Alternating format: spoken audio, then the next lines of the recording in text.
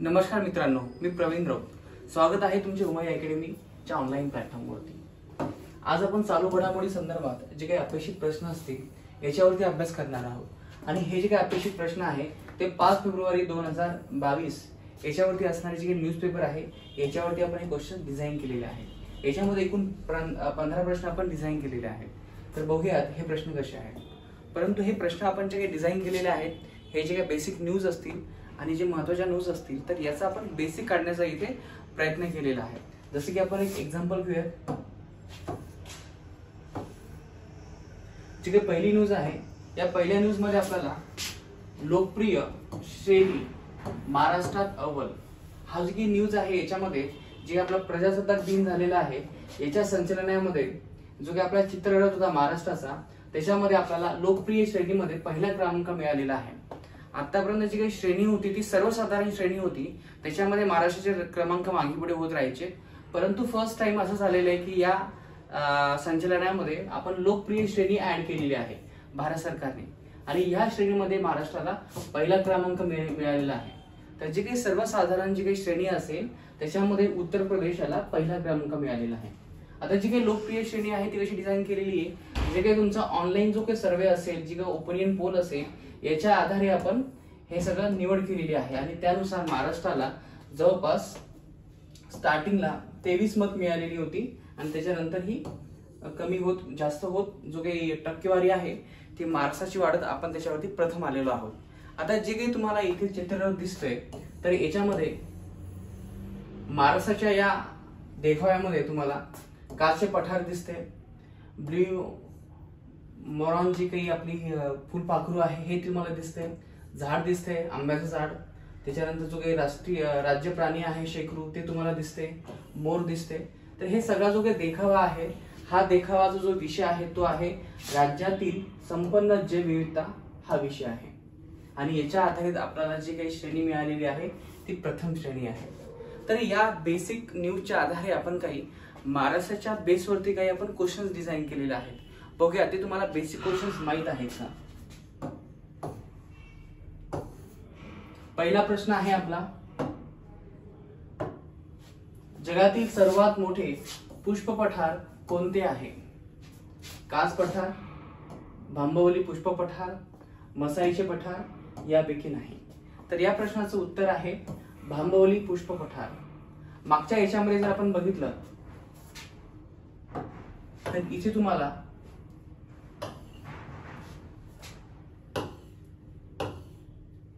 तुम्हाला काचचे पठार दिसते, पण आपण जो काही क्वेश्चन डिझाइन केलेला आहे तो भांबवली पुष्प पठार यावरती डिझाइन केला आहे। त्याचं सर्वात महत्त्वाचं कारण काय? तर सर्वात महत्त्वाचं कारण हे असेल की जे काही कास पठार आहे याच्याच जवळ एक्झॅक्टली भांबवली नावाचं कास पठार आहे। एवढंच नाही तर हे कास पठार जगातील सर्वात महत्त्वाचं पुष्प पठार आहे, सर्वात मोठं पुष्प पठार असून सुद्धा भांबवलीचं नाव कुठेही तुम्हाला दिसत नाही।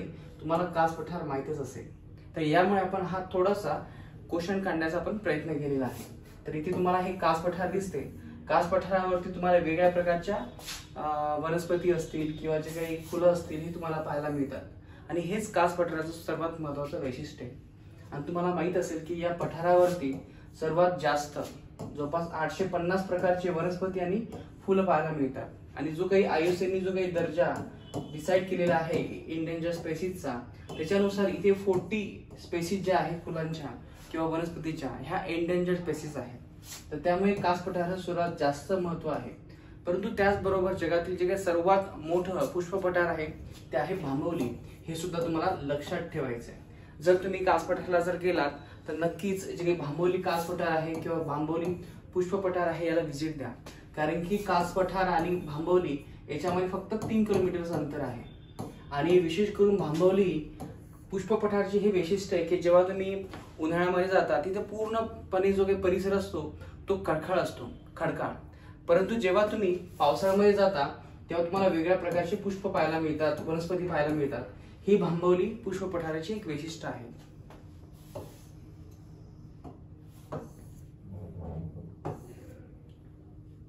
महाराष्ट्रामध्ये किती वर्ल्ड हेरिटेज साइट्स आहेत?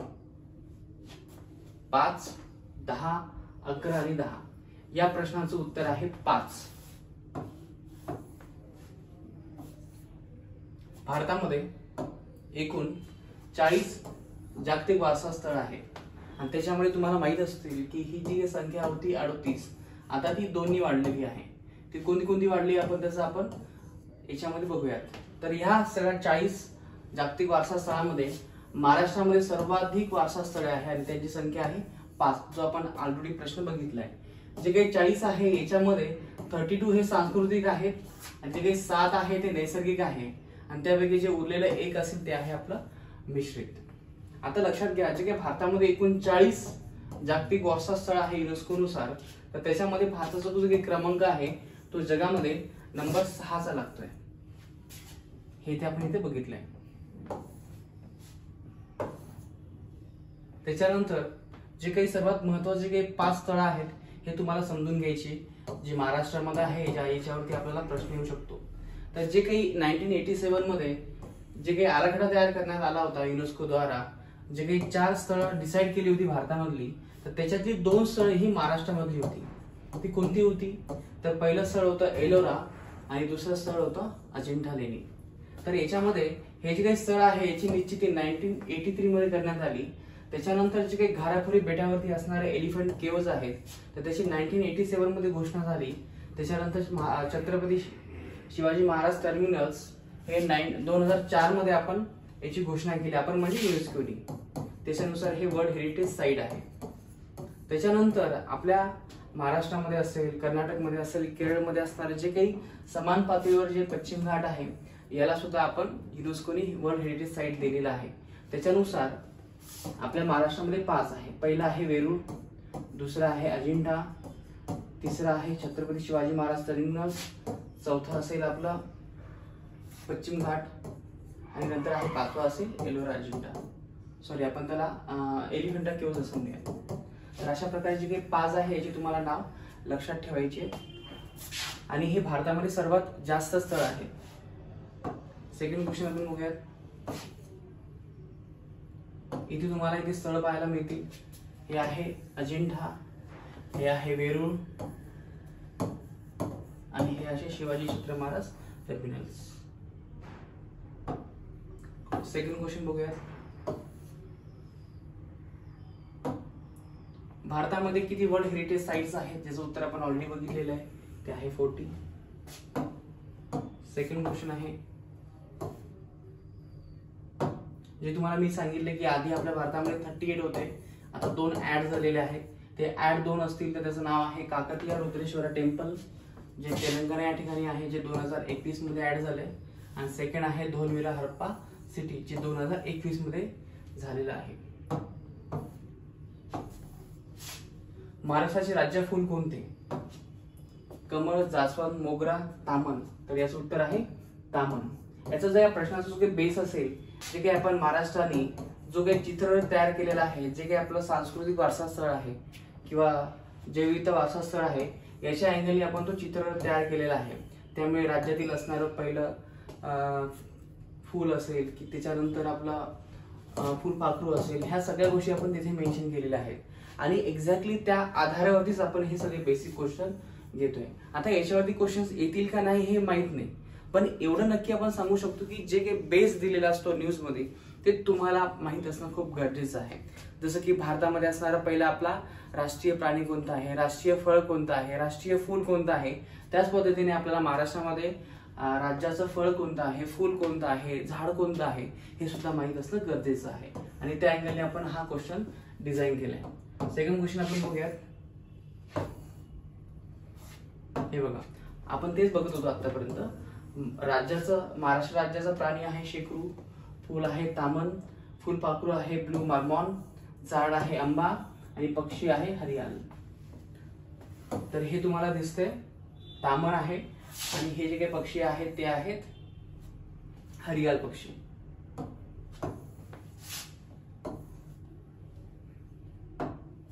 भारतातील सर्वात मोठे फुलपाखरू कोणते आहे? ब्लू मॉर्मॉन, पॉप्युलियो पॉलिमनेस्टर, सदर बर्डविंग आणि यापैकी नाही. तर या प्रश्नाचं उत्तर आहे सदर बर्डविंग. तर इथे लक्षात घ्या की भारतामध्ये सर्वात मोठं जे काही फुलपाखरू आहे त्याचं नाव आहे सदर्न बर्डविंग, आणि नंबर 2चं जे आहे ते आहे ब्ल्यू मॉर्मॉन, आणि जे काही पॉप्युलियो पॉलिमिस्टर आहे हे ब्ल्यू मॉर्मॉनचं सायंटिफिक नेम आहे. त्याचं कारण आपण इथे काय घेतलंय, कारण की महाराष्ट्रामध्ये आपण सर्वप्रथम 2015 मध्ये सर्वप्रथम भारतामध्ये जे काही फुलपाखरू आहे राज्याचं ते म्हणून घोषित केलं होतं ब्लू मॉर्मॉन, आणि एक्झॅक्टली याच अँगली तुम्हाला युपीएससीला सुद्धा प्रश्न आला होता. तर त्याच्यानंतर जवळपास 6 राज्यांनी राज्य फुलपाखरू म्हणून घोषित केलेलं आहे. त्याच्यामध्ये पहिलं राज्य आहे महाराष्ट्र, त्याच्यानंतर असेल उत्तराखंड, नंतर असेल तामिळनाडू, नंतर आहे केरळ, त्याच्यानंतर आहे आपलं आता जे लेटेस्ट अरुणाचल प्रदेश आहे. तर अशा प्रकारे 5 ते 6 राज्यांनी फुलपाखरू राज्य म्हणून घोषित केलेलं आहे. तर हे तुम्हाला इथे लक्षात ठेवायचं आहे, याच्यावरती आपला प्रश्न येऊ शकतो. तर लक्षात घ्या, ब्ल्यू मॉर्मॉन कोणाचं असेल, महाराष्ट्राचं, आणि सदर्न बर्डविंग जे असेल ते असेल कर्नाटकचं. त्याच्यानंतर आणखीन एक लक्षात ठेवा, कॉमन पीकॉक जे आहे ते असेल उत्तराखंडचं, आणि त्याच्यानंतर तामिळ येमेन हे जे काही फुलपाखरू आहे ते असेल केरळचं. याच्यावरती आपल्याला एक्सपेक्टेड क्वेश्चन येऊ शकतो. सॉरी, केरळ नाही, ते आहे तामिळनाडू.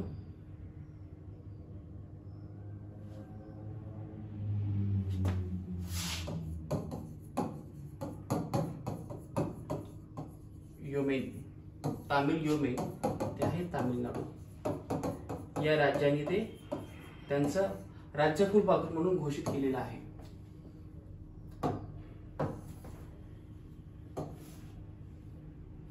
तर हे आहे बघा सदर्न बर्ड विंग, आणि सर्वात लहान जे फुलपाखरू आहे ते आहे कॉर्न, QUAR कॉर्न. हे बघा छोटस बोट आहे, या बोटावरती सुद्धा हे स्थित होऊ शकतं, एवढं ते छोटं आहे.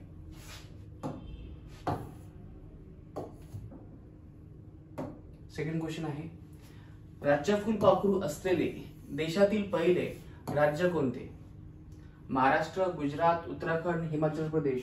तर या प्रश्नाचं उत्तर आहे महाराष्ट्र, जे आपण ऑलरेडी आधी बघितलेलं आहे, जे आपण 2015 मध्ये ब्ल्यू मॉर्मॉन नावाचं जे काही फुलपाखरू आहे आपण घोषित केलं होतं.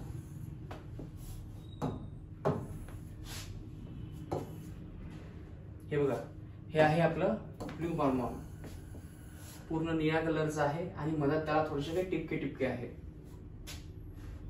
जवळपास याची जी लांबी असते 100 ते 120 मिलीमीटर असते.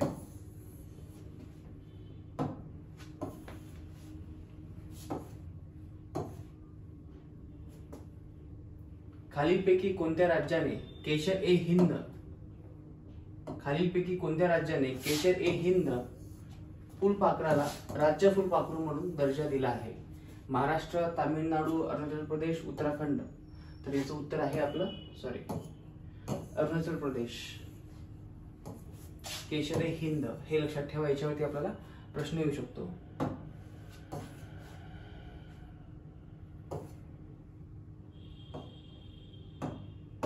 इथे बेसिक दिले आपण. 6 राज्यांनी आतापर्यंत राज्य फुलपाखरू म्हणून घोषणा केली आहे. त्यामध्ये महाराष्ट्र हे पहिलं आहे.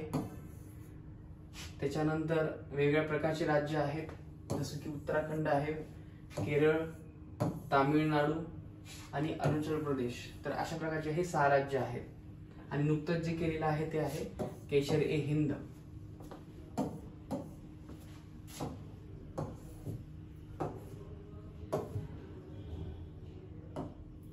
खालीलपैकी कोणत्या राज्याला राज्य फुलपाखरू नाहीये?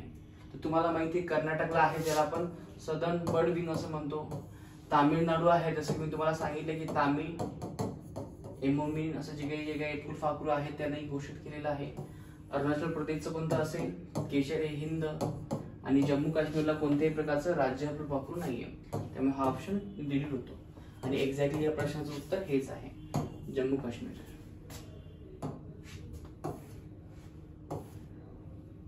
जे काही केशर हिंद बद्दल मी सांगत होतो ते हे आहे केशर ए हिंद, जे अरुणाचल प्रदेशचं राज्य फुलपाखरू म्हणून घोषित केलेलं आहे.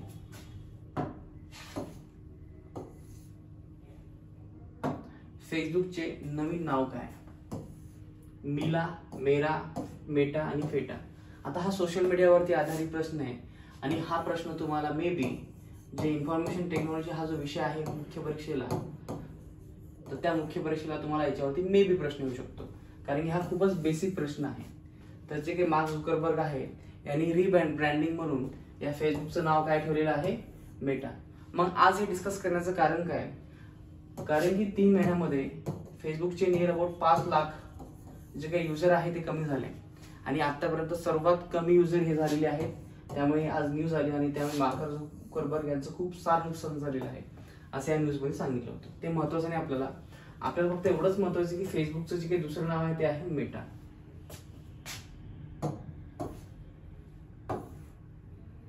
हे मार्क झुकरबर्ग आहेत, लक्षात घ्या.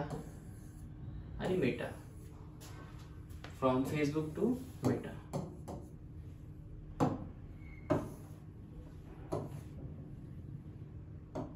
देशातील पहिले वर्तमानपत्र कोणते आहे? हे तुम्ही हिस्ट्रीमध्ये वाचलं असेल. इंडियन बेंगाल, त्याच्यानंतर बेंगाल गॅझेट, इंडियाना आणि इंडियन ओपिनियन. तर इंडियन ओपिनियन हे मुळात महात्मा गांधींनी काढलेलं एक वर्तमानपत्र होतं जे प्रत्येक आठवड्याला रिलीज व्हायचं आणि ते 4 भाषेमध्ये दिलं जायचं.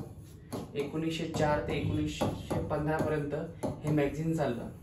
त्याच्यामध्ये 4 भाषा होत्या. एक होती इंग्रजी, दुसरी होती गुजराती, नंतर होती हिंदी आणि तिसरी होती तामिळ. आता याच्यावरती तुम्हाला राज्यसभा मेन्सला प्रश्न आलेला आहे म्हणून मी तुम्हाला ही माहिती सांगितली. आणि जे काही इंडियन बेंगाल आहे कोणत्या प्रकारचं मॅगझिन नाहीये. तर इंडियाना एक वेगळ्या प्रकारचं मॅगझिन आहे जे आपल्या इंडियामध्ये नाही, ते फॉरेन कंट्रीजमध्ये जाते.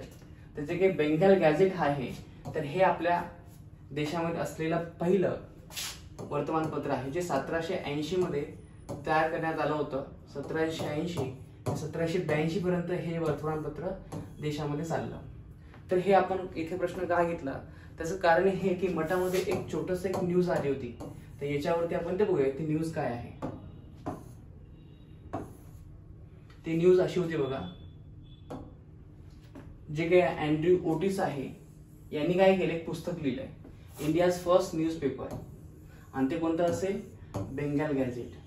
जे बेंगाल गॅझेट कोणी लिहिलेलं आहे? हिग्सनी जे काही प्रयत्न केलेले आहे ते पुस्तक लिहिताना वर्तमान पत्र काढताना त्याची पूर्ण हिस्ट्री याच्यामध्ये त्यांनी दिलेली आहे. म्हणजे भारतामध्ये जे काही अभिव्यक्ती स्वातंत्र्य आहे याची सुरुवात 450 वर्षापूर्वीच झालेली आहे. त्याच्यानंतर हा जो काही संघर्ष आहे अभिव्यक्ती स्वातंत्र्य, वर्तमानपत्र, या सगळ्यांची हिस्ट्री या पुस्तकामध्ये सांगितलेली आहे. इव्हन एवढंच नाही तर त्यांनी काय काय प्रयत्न केले हे सुद्धा याच्यामध्ये सांगितलंय.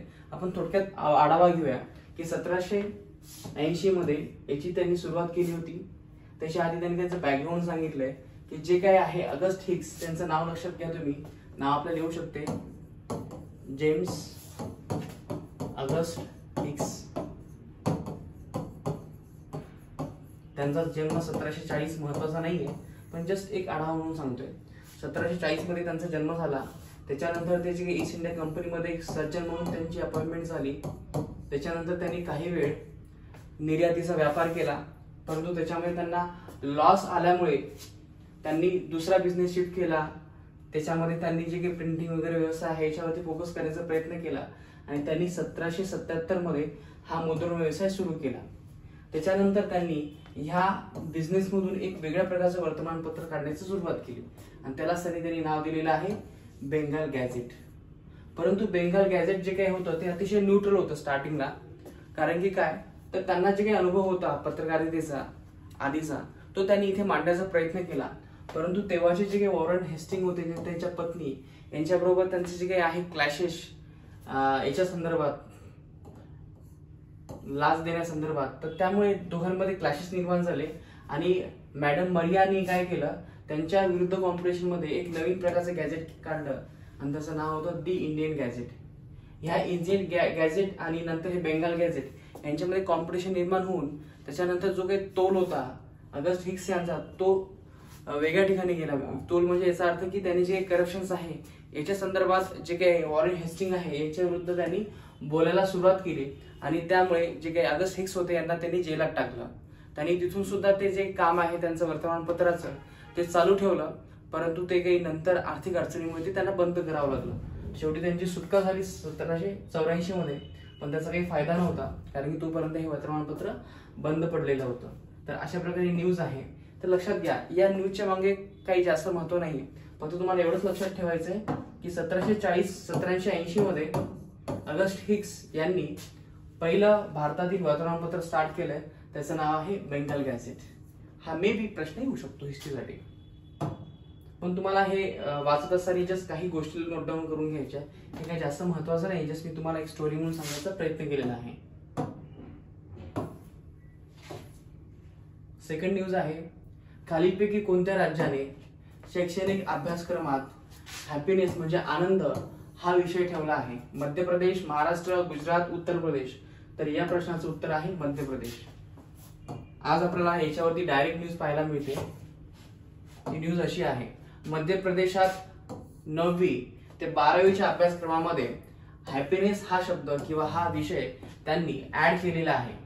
आता सध्या ऍड केलाय, पण त्यांची खऱ्या अर्थाने अंमलबजावणी ही पुढच्या शैक्षणिक वर्षामध्ये होणार आहे. याच्या आधी सुद्धा 2016 मध्ये यांनी आनंद हा विभाग त्यांनी स्थापन केला होता. जसं की तुम्हाला माहित असेल की आपला जो काही शेजारील देश आहे भूतान, या देशाने नॅशनल हॅपीनेस इंडेक्स काढलेला आहे, किंवा नॅशनल, त्याला आपण ग्रॉस हॅपीनेस इंडेक्स म्हणूया. हे त्याच्यावरती फोकस केलं जातं. तर जे काही आहे हॅपीनेस, याच्यावरती युएई असेल किंवा बहरीन असेल अशा देशांनी सुद्धा हॅपीनेस इंडेक्स वरती करण्याचा प्रयत्न केलेला आहे. सेकंड क्वेश्चन आहे, एक जिल्हा एक उत्पादन म्हणजे वन डिस्ट्रिक्ट वन प्रोडक्ट योजनेची सुरुवात प्रथम कोणत्या राज्याने केलेली आहे?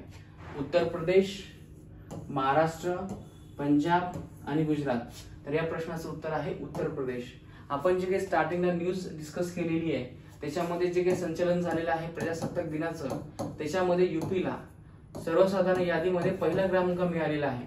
आणि हे पहिला क्रमांक मिळण्याचं सर्वात महत्त्वाचं कारण काय सांगितलं जातं की त्यांनी त्यांच्या देखाव्यामध्ये उत्तर प्रदेशामध्ये त्यांनी जी काही योजना लॉन्च केलेली आहे वन डिस्ट्रिक्ट वन प्रोडक्शन, तर ह्या सगळ्या योजनेचा जो काही फायदा आहे तर उत्तर प्रदेशला खूप मोठ्या प्रमाणात झाला. आता वन डिस्ट्रिक्ट वन प्रोडक्शन काय आहे, तर जे काही छोटे छोटे जिल्हे आहेत जिथे सर्वात जास्त फोकस केला जातो त्या प्रोडक्शनवरती, त्या प्रोडक्शनला फायनान्स देऊन किंवा मायक्रो प्रोसेसिंग इंडस्ट्रीमध्ये त्याला प्रोत्साहन देऊन या प्रोडक्शनला वाढवायचं आणि जिल्ह्याला कौशल्य असेल, रोजगार असेल हे प्रोव्हाइड करायचं. तर ह्या सगळ्या योजनेचा उद्देश आहे. आणि जे काही वन डिस्ट्रिक्ट वन प्रोडक्शन जी काही स्कीम आहे, जी संकल्पना आहे, ती सर्वप्रथम जपानमध्ये विकसित झालेली आहे. त्याचं वर्ष आहे 1979. तर ही संकल्पना सेम युपी ने अडॉप्ट केलेली आहे आणि एक्झॅक्टली युपीची जी संकल्पना आहे ती आपल्या इंडियाने अडॉप्ट केलेली आहे, जी आज योजना संपूर्ण आपल्या भारतामध्ये राबवली जाते. तर लक्षात घ्या, याच्यावरती आपल्याला क्वेश्चन येऊ शकतो.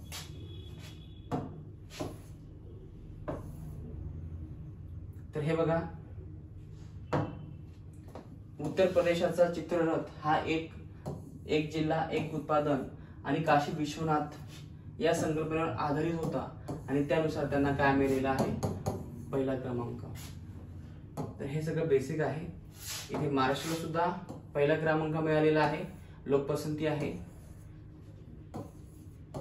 पण हे दोन्ही क्रायटेरिया वेगळे आहेत, हे लक्षात घ्या. युपीला जो मिळाला तो सर्वसाधारण आहे आणि महाराष्ट्राला जो मिळाला तो लोकपसंती आहे.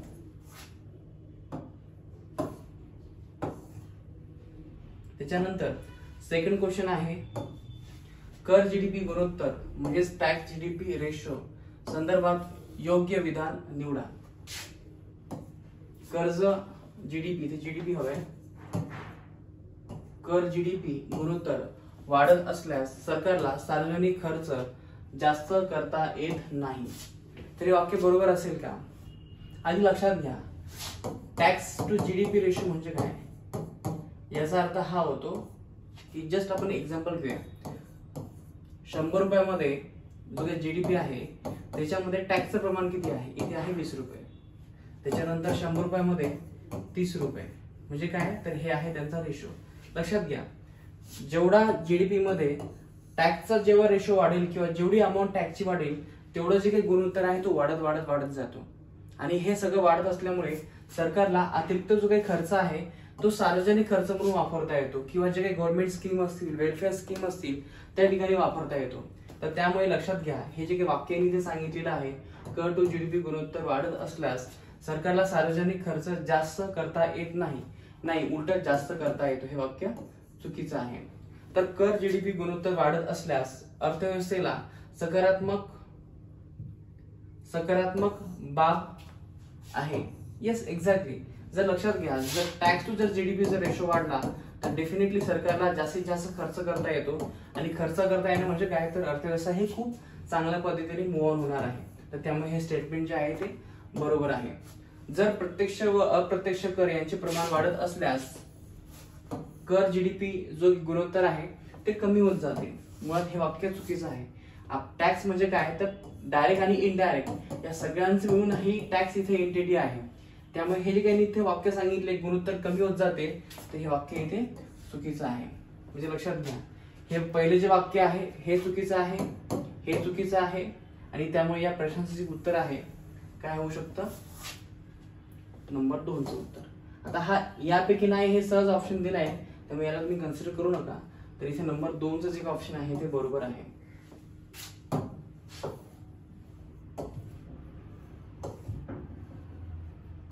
तर हे क्वेश्चन आपण का डिझाईन केला, कारण की याच्यावरती अशा प्रकारचं आर्टिकल आलं होतं.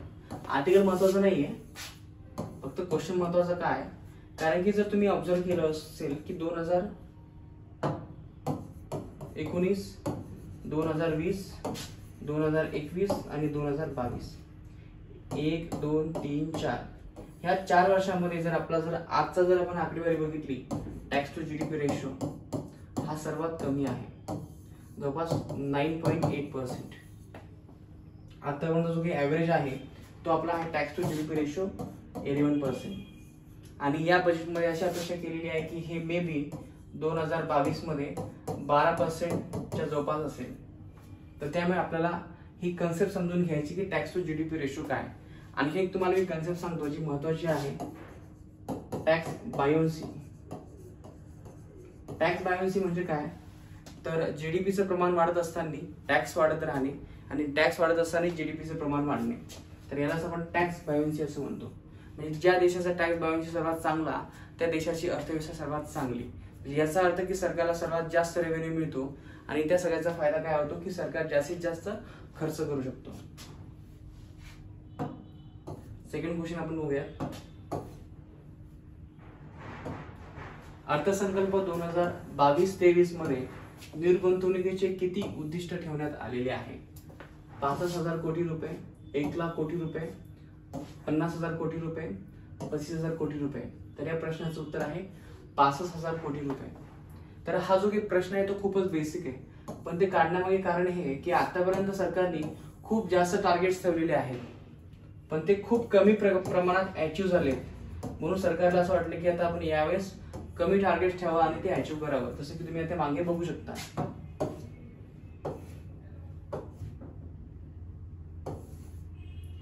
हे बघा, हे टार्गेट्स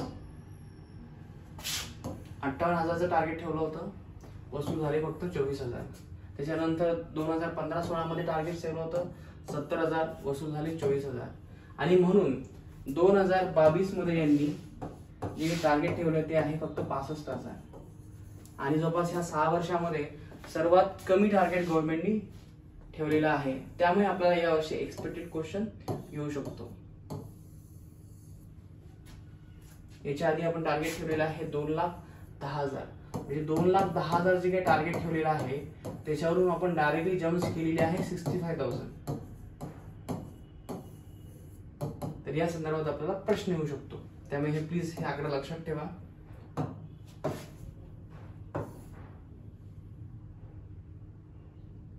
त्याच्यानंतर जे काही आपण क्वेश्चन घेतलेला आहे डिसइन्व्हेस्टमेंटचा, त्याचं कारण हेच आहे की जे काही दीपमचे सेक्रेटरी आहे, आता दीपम काय आहे की जी आपली ऑर्गनायझेशन आहे किंवा आपण जी काही मिनिस्ट्री आहे, फायनान्स मिनिस्ट्री, यांच्या अंतर्गत डिसइन्व्हेस्टमेंट हे डिपार्टमेंट आहे.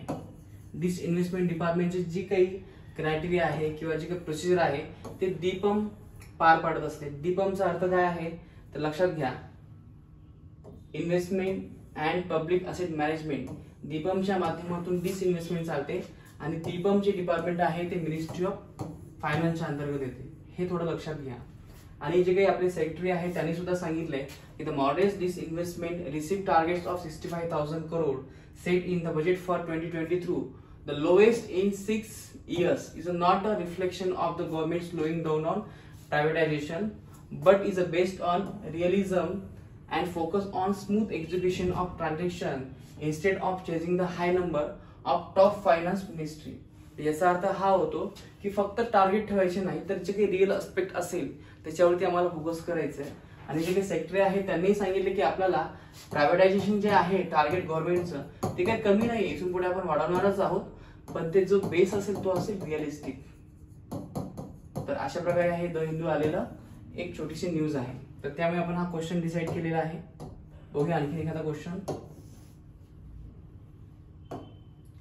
निर्गुंतवणूक हा विषय खालीलपैकी कोणत्या मंत्रालयाअंतर्गत येतो? आपण ऑलरेडी याच्यामध्ये डिस्कशन केलेलं आहे. ते आहे आपलं वित्त मंत्रालय. तर मित्रांनो, तर इथे आपण 15 क्वेश्चन डिस्कस केलेले आहेत आणि हे 15 क्वेश्चन्स आपण याच्यानंतर अशाच प्रकारे डिस्कस करत जाऊ. कारण की हा जो काही बेस आहे न्यूजचा, त्या बेसच्या आधारे आपण काही जनरल क्वेश्चन्स डिझाईन केलेले आहेत. तर या सगळ्यांचा आपल्याला फायदा नक्कीच होईल. Thank you so much.